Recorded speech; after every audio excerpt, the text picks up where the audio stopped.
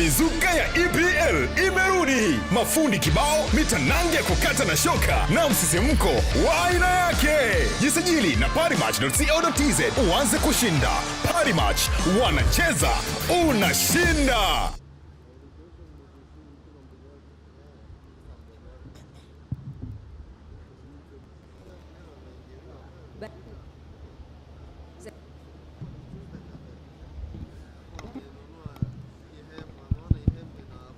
Hello? Hello?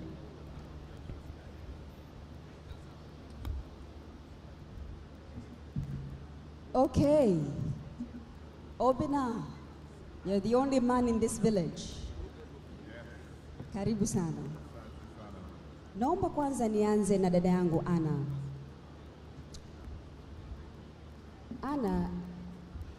Dada Ana, unajua katika watu ambao huwa ningependa sana kusikia safari yao, unajua ni mara chache sana unakuta kiongozi mwanamke kwenye ulinzi na usalama.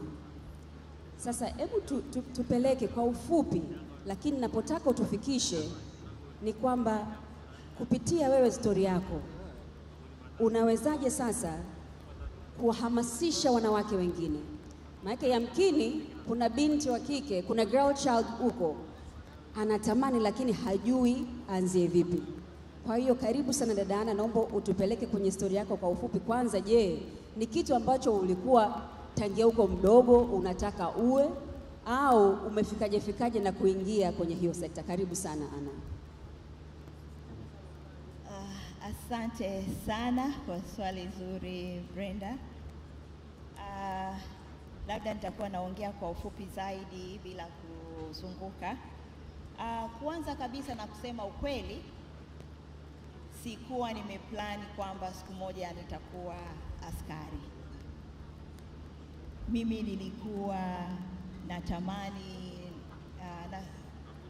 kufanya kazi nyingine. Nilitamani kuwa medical doctor. Napenda sana masomo ya science ikiwepo biology. Lakini siku zote kama tunavyosema katika maisha, tuna utilize opportunities ambayo inakuja before you.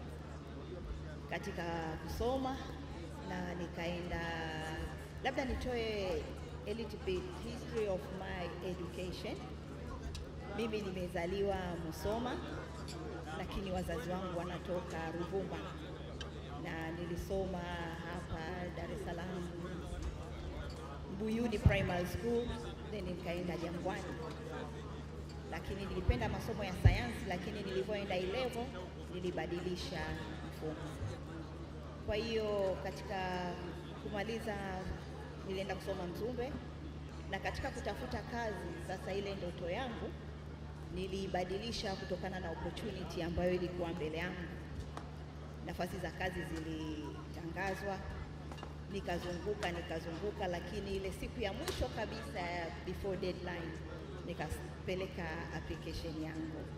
Kwa hiyo baadaye nilijiunga, lakini ilikuwa ngumu kwa sababu unakuwa na marafiki ambao wana mtazamo tofauti, kwa sababu by then when I was young watu mnapenda kusuka nywele mpaka mgongoni, unavaa hivi na nini, lakini sasa ukienda chuoni kule unanyoa upara kabisa, alafu unavaa buti la jeji.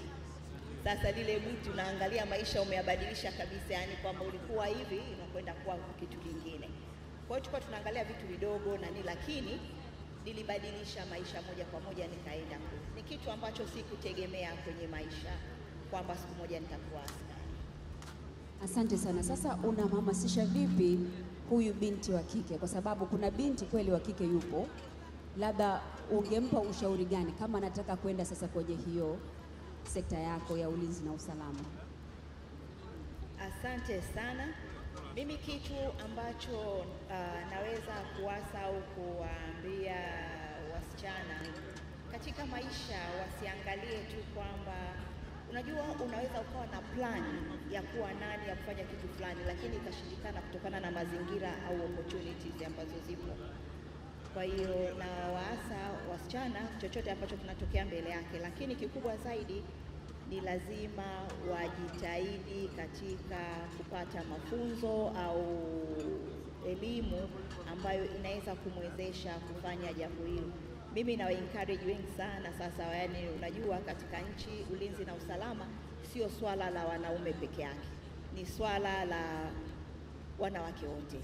Na kitu cha kujivunia Tanzania, commanding in chief ni mwanamke, na mnaona juu nchi ipo imara na tupo salama. Kwa hiyo kwa kweli ukiangalia yeye ndio anatu-inspire number one, na sisi wengine tunamshukuru kwa kuendelea kutuamini kuweza kufanya kazi, kumsaidia kazi, ili na wengine pia chini yetu wajue kwamba wanawake tunaweza. Asante sana. Naomba niende kwako Dr. Obinna. Dr. Obinna, katika makampuni ambayo yamekuwa very intentional kumleta mtoto wa kike kwenye manufacturing industry ni JAMII. Sasa hebu tupe hiyo mikakati, hizo strategies ambazo kampuni nyingine inaweza ikajifunza kutoka kwenu, kwamba mliweza vipi na unatoa ushauri gani sasa kuweza ku-encourage other companies na wenyewe waweze. Mizuka ya EPL imerudi, mafundi kibao, mitanange ya kukata na shoka na msisimko wa aina yake. Jisajili na parimatch.co.tz uanze kushinda. Parimatch, wanacheza unashinda. Kutoa kipaumbele kwa binti wa kike.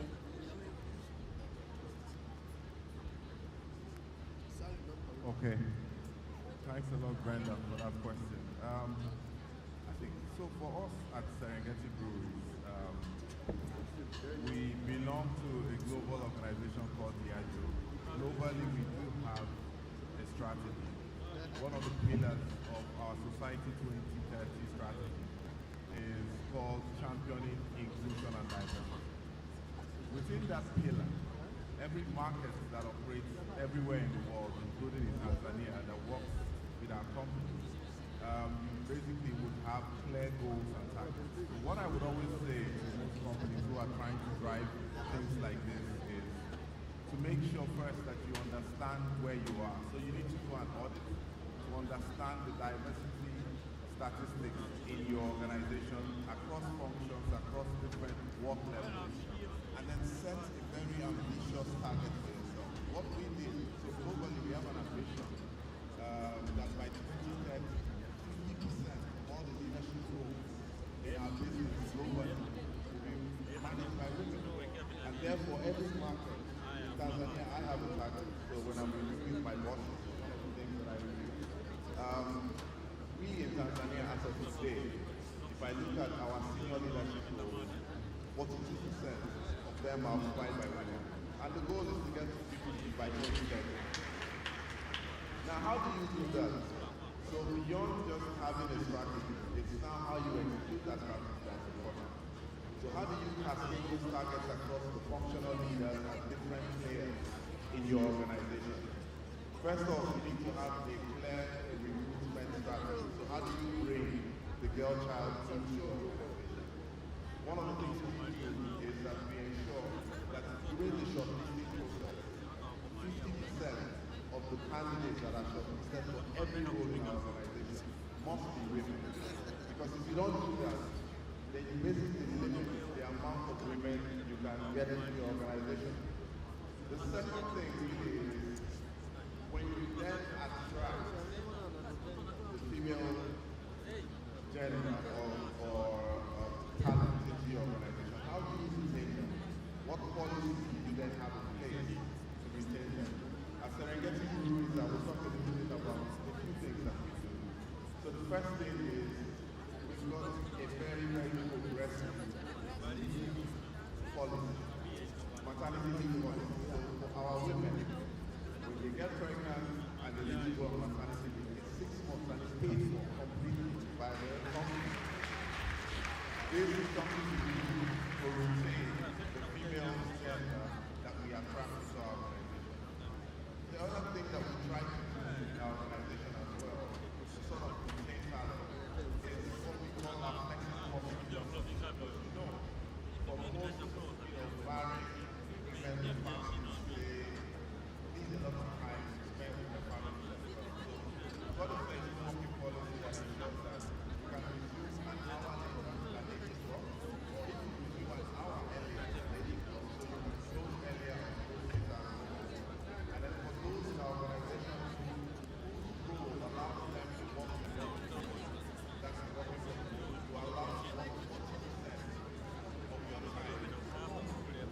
have colleagues who only come to work 3 times a week to the office physically, so they can work from home within familiar environment and also take care of their families.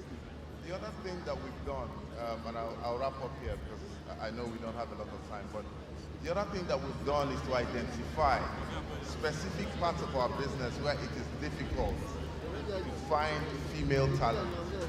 And there are 2 departments in our business. One is in sales. And the reason is because in sales, you have to post people all over the country.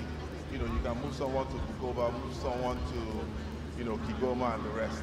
So it becomes a bit limiting for women to go to every part of the country. The other part is our supply chain organization, working in our factories. Now, to bridge that gap, we chose to focus on supply chain. And we built a program called the STEM program, where we are trying to attract women who have studied sciences into our supply chain business. And over the last 3 years, we've had 2 cohorts of that program. We have employed 19 women who we trained and have given them, all of them, employment. In fact, in Moshi, we do have a $20 million investment in our spirits line, and it is operated by the bulk of the women that we have trained, 100%, end to end. This is one way to demonstrate that you can recruit women into your organization and retain them successfully. The final thing is also to demonstrate to people what is possible. So our biggest brewery, our biggest site in Tanzania is our Moshi site. And that site is run by a female colleague of mine, Alice Kilembe. And that's one of the things that we do to demonstrate to people that this is possible. Our master brewer, believe it or not, every single beer we make in Tanzania or spirit that we make, the person who certifies and who can update the recipe and all of that is a woman. And these are things that we are doing to demonstrate that you can put a girl child in strategic roles, give her the empowerment, and she will completely excel. So these are some of the things that I would encourage, other companies to do. It requires investment, so you have to be ready to put the investment, not just to say you've got the strategy and the target, but you have to be ready to put the investment to support those initiatives. Asante sana Obina. Kwa kweli huyo master brewer inabidi apewe maua yake kwa niaba ya sisi wote hapa. Miranda, naomba tuje kwako. Katika watu ambao nawafahamu ambao they are so passionate kumenta either ni entrepreneurs, upcoming entrepreneurs au viongozi wajao, ni wewe Miranda. Sasa tuambie umuhimu wa kuwa na hizi programs za mentorship kwa hawa upcoming entrepreneurs au ndo startups na girl child ambao nataka kwa kiongozi. Tuambie umuhimu wa hizi mentorship programs. Karibu. Asante, Madam Moderator. In a nutshell, mentorship yields growth. And when we focus on mentorship, we build the confidence of a young woman or a young man, and we help them to be more successful. If we look at some studies, maybe the African Development Bank looked at women-led SMEs, and they are far more successful, both top line and bottom line. So more revenue when they are mentored, these businesses. What happens during mentorship? It can be formal, it can be informal. If it's a formal process, often an organization will set this up, and I'm sure a lot of you are part of mentorship programs in your organization. It will help you to learn from other people's mistakes, which is very important because then you can avoid those mistakes. Mentorship also opens doors for you, so it allows you into spaces that you might not be able to see. And also, it's a safe space where things can be discussed and solved. And those safe spaces are very rare, Brenda, as you know. On the informal side, I think all of us should have a mentor, and we should be seeking that person to give us guidance, to ask us tough questions, to push us to the next level. But in turn, I always say we need to be ready to be pushed up, but we also need to pull up. So we need to think about who are we also mentoring.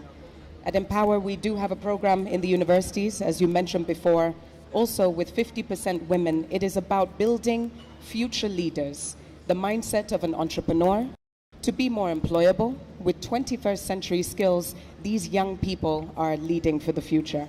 So it is absolutely imperative. It builds confidence, and therefore we grow as individuals and organizations. Asante sana Miranda. Dada Masha, kwa nafasi yako ya ukurugenzi mkuu wa Global Compact Network hapa Tanzania, najua una takwimu za kutosha at a global level.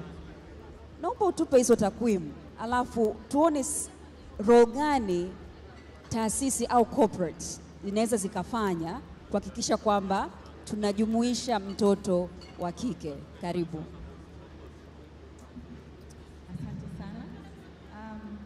Mizuka ya EPL imerudi. Mafundi kibao, mitanange ya kukata na shoka na msisimko wa aina yake. Jisajili na parimatch.co.tz uanze kushinda.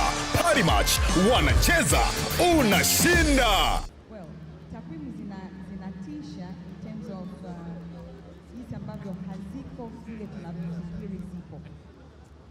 Tumepata taarifa kutoka kwa wenzetu. I think ni mfano wa kuigwa tuliposikia kuhusu presentation ya the earlier keynote speaker or rather the sponsors kwamba GGM wanaenda kwenye 50-50 so as Mwananchi Communications, lakini tukipata taarifa globally we need to understand kwamba katika hizo boardrooms tukiongelea kwenye boards wanawake ni 16.9 and those positions ambazo tunaongelea kwamba wale wenye at least fund ya finance tunaongelea 5.3, lakini vile vile tunaambiwa kwamba the chief financial roles tunaongelea ni 12, at least ni 3 times those of the CEOs. Okay? Kwa sababu CEOs tunaambiwa kwamba wanawake CEOs globally tuko 4.4. Okay? Lakini vile vile tuende kwamba katika hilo tuone kwamba ni issue kubwa sana pale ambapo the women empowerment principles are not being run with as we embraced. Na tunaona kwamba tunajitahidi mbele nyuma katika global level kutoa maazimio na makusudio ya vitu mbalimbali, tuseme ni kama tools za kutusaidia jinsi gani tuenende kufikia hizo na kuziba hiyo gap. Tukienda issue issue nzima ya gender equality guide ambayo tumeitoa recently, na hii imetokea kutokana na kwamba mwaka jana ni kama tuseme tulifika nusu njia ya zile SDGs, Sustainable Development Goals, na tulipofika hapo tulitegemea kwamba data zitupe mrejesho kwamba at least basi tuko nusu njia, basi pia tumefika nusu percentage ya hizo different goals, lakini it was so disheartening. Globally tulikuwa tunafika 15% tu ya all the SDGs ndio zilikuwa on track. 48% zilikuwa off, lakini the rest were like stagnant. Tulikuwa tumefika hatuendi popote. Sasa tukaona kwamba we as the leaders in the sustainability space, we needed to come up with at least fewer and simpler ways to guide companies ambazo zitasaidia kufika kule tunakotaka tufike by 2030. We came up with what we call it Forward Faster. And this Forward Faster is looking into at least 5 areas. And the 5 areas include also gender equality. Also it includes living wage. Tuwape basi watu mishahara wanaweza kuishi. Lakini pia ikaangalia water resources. Na water resources ni kwamba jinsi ambavyo tunaona mabadiliko ya tabia nchi, tunaharibu pia maisha yetu ya baadaye. Tunaambiwa come 2050 yawezekana kabisa tukawa hatuna maji lakini tukawa tuna mafuta, which is so scary. Lakini tukaona kwamba another area ni kuangalia issue nzima ya the environment, climate action. And the other one, which again majority of here, the corporate world looks into it, ni issue nzima ya investment and finance. Kwa hiyo katika Forward Faster tukilenga maeneo hayo, tunaweza tukabadilisha hata hizi data ambazo tunaambiwa kwamba ziko nyuma sana. Sawa sawa. Asante sana Masha. I think akati tunamalizia sasa, naomba kila mmoja awe na ujumbe wake wa usiku huu wa leo. Nianze na Dr. Anna, karibu sana.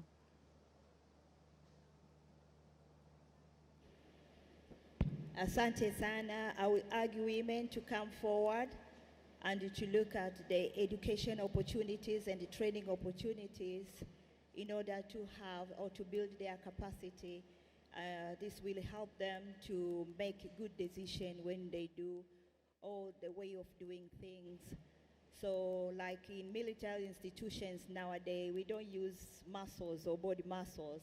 We use brain. So technology or soft skills are very important. So women should come forward, and education and training should be key place for them to move forward, to develop. Thank you very much, Dr. Anna. Dr. Obina. Okay. My message would really be to the girl child. I really want the girl child to dream big. Because, you see, the one thing you have in life which no one can take away from you really are your dreams. So do not hold yourself back. Dream extremely big.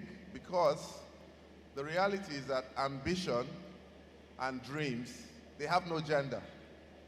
Anybody, male, female, you can dream very big.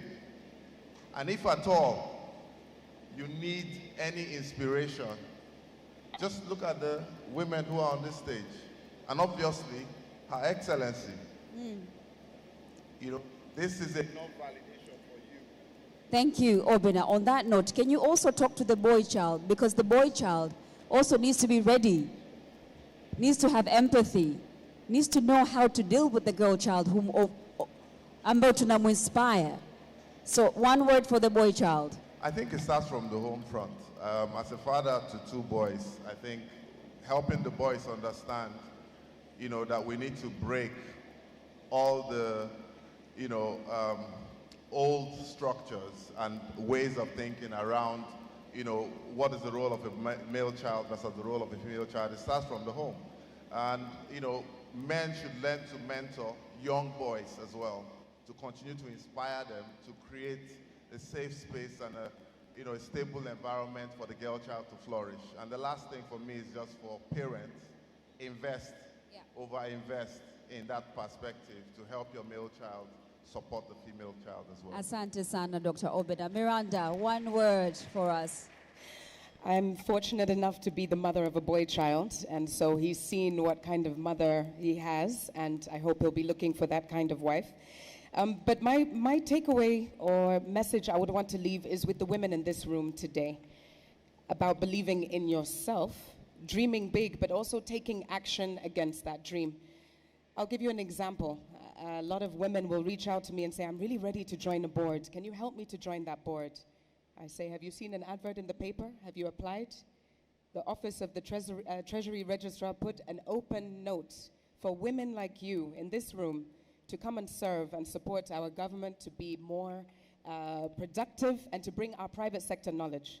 How many of us have applied in this room? Can we have a show of hands? Let us take action. Let us believe in ourselves. Let's take risks. Let's be bold, because that's how we move things forward. Thank you. Asante sana, Miranda. Dada Masha, one last word for us. Asante sana. Well, when we hear about sustainable development goals, we tend to feel that it is for them. We tend to feel that it is for the government to move it. We are making the global goals a local business. And this is all about making sure that we do not just focus on the counting in of the girl child, but rather them both. We count them in so that they are able to grow together, to experience the leadership roles together. Because the journey that they take it's always good when you reach at the end, you are together, rather than he is far back and then you are from there, and then you don't have the one to play together. So the playing together means also leading together, raising the family together, and making the nation better than today. Thank you. Asante sana. Basi naomba niwashukuru sana panelists wetu. Tunaomba tuwapigie makofi panelists wetu. Tunashukuru sana Mheshimiwa Rais kwa kutusikiliza na wote. Asante. Mizuka ya EPL imerudi. Mafundi kibao, mitanange ya kukata na shoka na msisimko wa aina yake. Jisajili na parimatch.co.tz uanze kushinda. Parimatch, wanacheza unashinda.